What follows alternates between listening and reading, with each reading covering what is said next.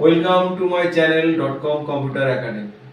.com computer একাডেমিতে আপনাদের পুনরায় স্বাগত জানাই। আজকের এই ক্লাসটি খুবই গুরুত্বপূর্ণ ক্লাস।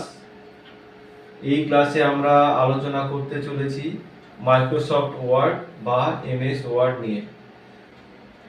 তো চলুন দেখে নেওয়া যাক এমএস ওয়ার্ডের মাধ্যমে আমরা বিভিন্ন ইম্পর্টেন্ট কাজগুলি কিভাবে আমরা করতে পারি।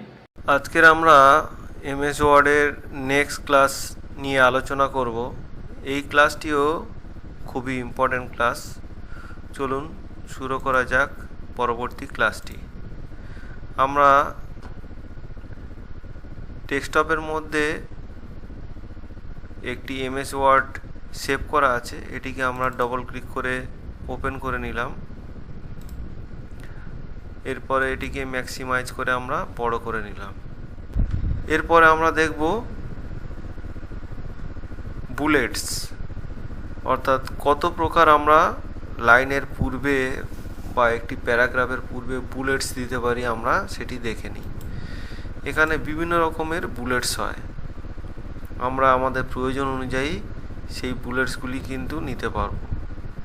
দেখুন, এইটি একটি লাইন বা প্যারাগ্রাফের পূর্বে আমরা বুলেটসগুলি দিতে পারি। সাপোজ এই বুলেটসটা আমরা যদি নিতে চাই, তাহলে এটিকে আমরা ক্লিক করে দেবো। সঙ্গে সঙ্গে কী হবে, বুলেটসের অপশান দেখাবে। এখানে লেফট অটোমেটিক্যালি সিলেক্ট করা থাকে। লেফট পয়েন্ট অর্থাৎ মার্জিন কতটা থাকবে সেটিকে আমরা এখান থেকে ঠিক করব।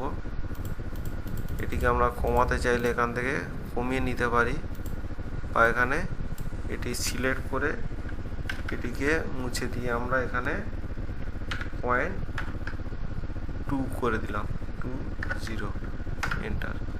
সঙ্গে সঙ্গে কী হলো, মার্জিনটি 0.20 এখান থেকে স্টার্ট হয়ে যাবে। তাহলে আমাদের পছন্দ অনুযায়ী মার্জিনটি নিয়ে নিলাম এখানে, এবং বুলেটসটিও আমাদের প্রয়োজন অনুযায়ী নিয়ে নিলাম। নেক্সট লাইনটি আমরা বা নেক্সট প্যারাটি আমরা সিলেক্ট করে নিলাম। নেওয়ার পরে এখানে বুলেটসের আরেকটি স্টাইল হচ্ছে নাম্বারিং।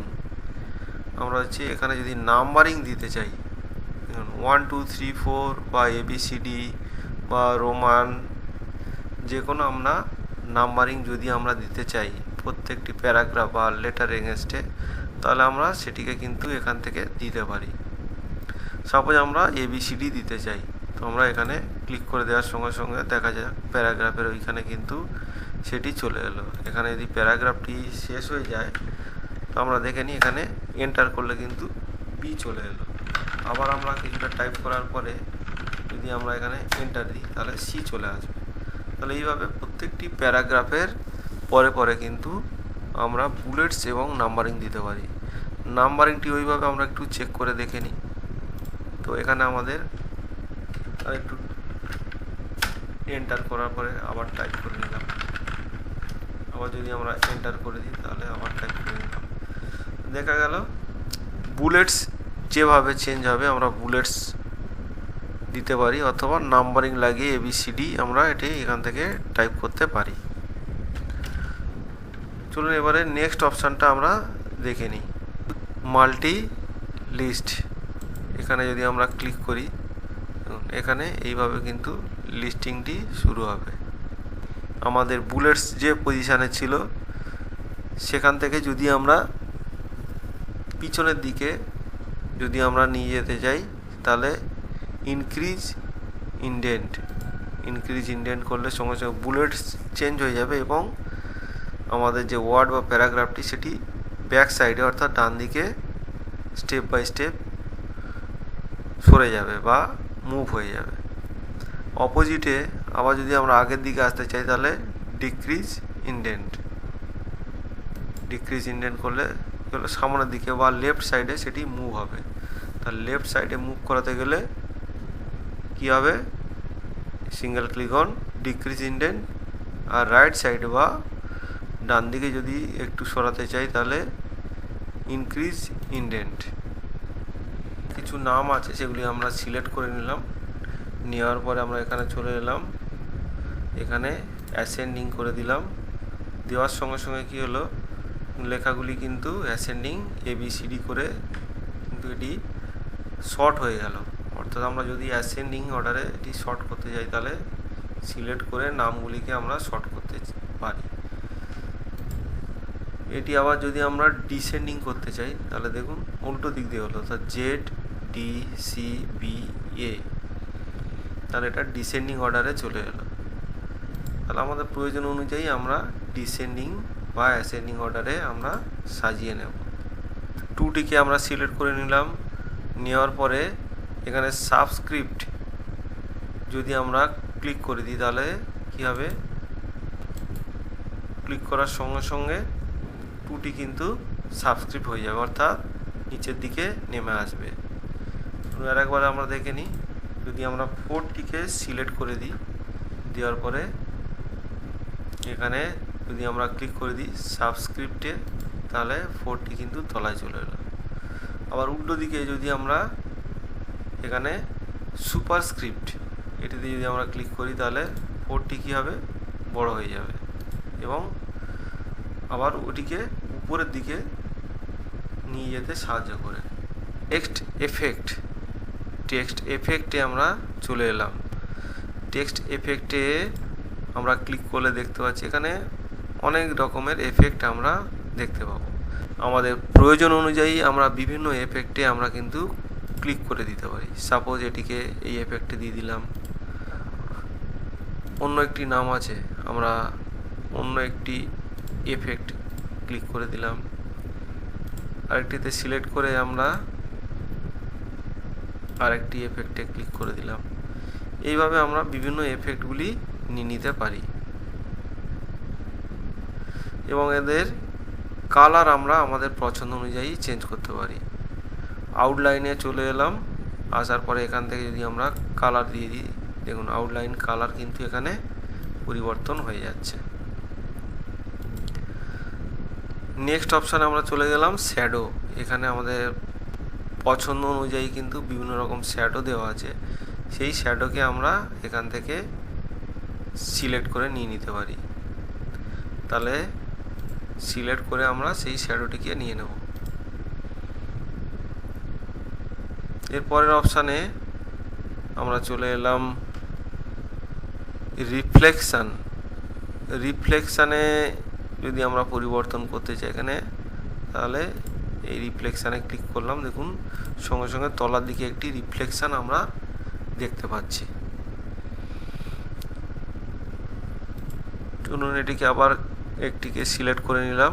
নেওয়ার পরে আমরা অপশানে চলে এলাম গ্লো অপশানে এসে আমরা কোনো একটি গ্লোকে ক্লিক করে দিলাম। সঙ্গে সঙ্গে দেখুন গ্লো অর্থাৎ পিছন দিকে গ্লো অপশানে একটা দেখা যাচ্ছে। আমরা তাহলে এইভাবে লেটারটির টেক্সট এফেক্টকে আমরা পরিবর্তন করতে পারবো। চলুন নেক্সট অপশানে আমরা চলে যাই। অন্য একটি ওয়ার্ড বা লেটার বা প্যারাগ্রাফ বা লাইনকে আমরা সিলেক্ট করে নেওয়ার পরে টেক্সট হাইলাইট কালার, দেখুন এটি বিভিন্ন কালারের হয়। আমরা ইয়েলো দিই সাধারণত, বা সবুজ দিতে পারি, বা স্কাই কালার দিতে পারি। যে কোনো হাইলাইটার দিয়ে যদি আমরা সেটিকে বিভিন্ন কালার আছে সেখানে আমরা ক্লিক করে সেই কালারটিকেও নিয়ে নিতে পারি। অন্য একটি লাইনকে আমরা সিলেক্ট করে নিই, নেওয়ার পরে আমরা ফন্ট কালার এখান থেকে দেব, রেড দিয়ে দিতে পারি বা অন্যান্য যে কোনো কালার আমরা দিতে পারি। তাহলে আমরা দেখে নিলাম ফন্ট কালারের কাজটি। এখানে আমরা দেখতে পাচ্ছি যে একটি প্যারাগ্রাফ টাইপ করা হয়েছে, এটিকে আমরা সিলেক্ট করে নিলাম। নেওয়ার পরে আমরা এখানে এটিকে জাস্টিফাই করে দিলাম। জাস্টিফাই করার সঙ্গে সঙ্গে কী হলো, দুটো সাইডের কিন্তু একদম পুরো সমান্তরালভাবে রেখে দিয়ে কিন্তু প্যারাগ্রাফটিকে সাজানো হয়েছে। যদি আমরা লেফট করতাম তাহলে কী হতো, লেফট হলে বাঁ দিক দিয়ে, সেন্টার হলে মাঝামাঝি, রাইট হলে ডান দিকে, এবং জাস্টিফাই করলে কিন্তু মার্জিনগুলি একদম সুন্দরভাবে সাজাতে সাহায্য করবে। নেক্সট অপশানে চলে যাই, লাইন অ্যান্ড প্যারাগ্রাফ স্পেসিং, অর্থাৎ দুটি লাইনের মধ্যে প্যারাগ্রাফের কতটা স্পেস আমরা রাখবো সেটিকে এখান থেকে ঠিক করব। তাহলে আমরা ক্লিক করে নিলাম। এখানে 1.15 দেওয়া আছে, আমরা এটিকে 1 করে দিলাম। দেখুন 1.5 করলে আরও বড়, 2 করলে আরও কিন্তু লাইনের গ্যাপটি বড় হবে। তো লাইনের স্পেসকে যদি আমরা কম বেশি করতে চাই তাহলে এটি খুবই কার্যকরী হবে, অর্থাৎ এটি খুবই গুরুত্বপূর্ণ অপশান হয়ে দাঁড়াবে। আমরা এখানে 1.0 করে দিলাম। আমরা এই দুটি লাইনকে সিলেক্ট করে নিলাম। এবার এখান থেকে আমরা একটি আমাদের পছন্দ অনুযায়ী একটি কালার দিয়ে দিলাম। সঙ্গে সঙ্গে কী হলো, ব্যাকগ্রাউন্ড কালার কিন্তু আমরা যে কালারটা দেবো সেইটি কিন্তু চলে আসবে। এটিকে বলা হচ্ছে শেডিংস। শেডিংসের মাধ্যমে আমরা কত সুন্দর এফেক্ট বা কালার ব্যাকগ্রাউন্ডে দিতে পারি আমরা দেখে নিলাম। এরপরে হচ্ছে বটম বর্ডার্স। তো সিলেক্ট করার পরে আমরা যদি বটম বর্ডার্সে ক্লিক করি তাহলে কিন্তু আমরা যদি এখানে ক্লিক করি তাহলে দেখুন এখানে কিন্তু ওই সিলেকশানের চারিদিকে অটোমেটিক্যালি কিন্তু বর্ডার চলে আসবে।